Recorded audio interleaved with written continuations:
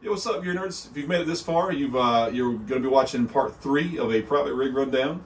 If you have not seen parts 1 and 2, I just kind of take you guys through a quick tour of the rigs that I'm using for the various circumstances. Not signed in any major way, no record labels. We're a self-produced, self-funded band, but I just enjoy music. I enjoy music gear, which is why I enjoy doing the channel. I enjoy kind of talking about it, learning about it, sharing experiences with you guys, and then hearing from you and your feedback. So again, this is part 3. You might recognize some of the gear in the room, but we've already looked at some of that stuff. Let's take a look at rig number 3. All right, guys, we made it to rig number 3. Kind of my oldest kind of setup that I keep kind of going back to, honestly, but pretty straightforward. It's a head and pedal board rig. These 5150 amps, 5152s, and 6505s, you can put almost dang near anything in the effects loop, and it'll behave, and it sounds phenomenal, and it just responds well. So I have very little problems using this rig with all the pedals that are on the board.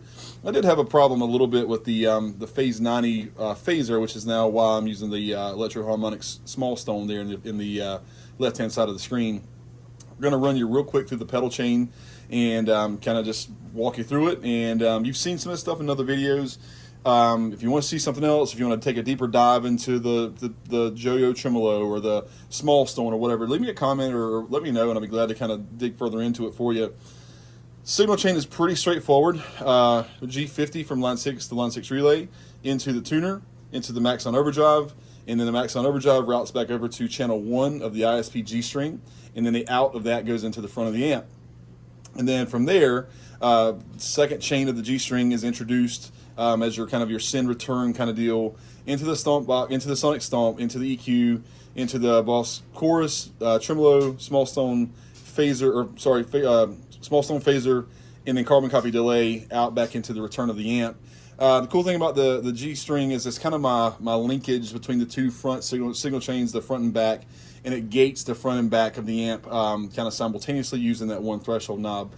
I've thought about buying a separate decimator pedal to have two to be able to gate front and back, kind of like you can do on the Pro Rack G, their larger rack version, but I don't really have a need for that. And then of course there's the actual foot switch to the head. This is a pretty basic rig, and I know it looks sort of complicated, but it's really not. It's all powered by a Gator Bus 8 9-volt power supply with the 18-volt outs for some of the 18-volt needed power section or power supplies there.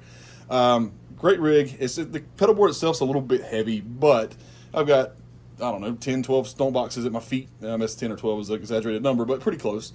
And it's right at my feet, and it's easy to get to, and it's easy to kind of travel around with if you're putting this in the trunk of a car, or if you need to put it in the back seat of a truck or something like that. So anyway, as always, I thank you for watching. This is part 3 of a private rig rundown. If you have questions, or you want to see something else in the videos, let me know.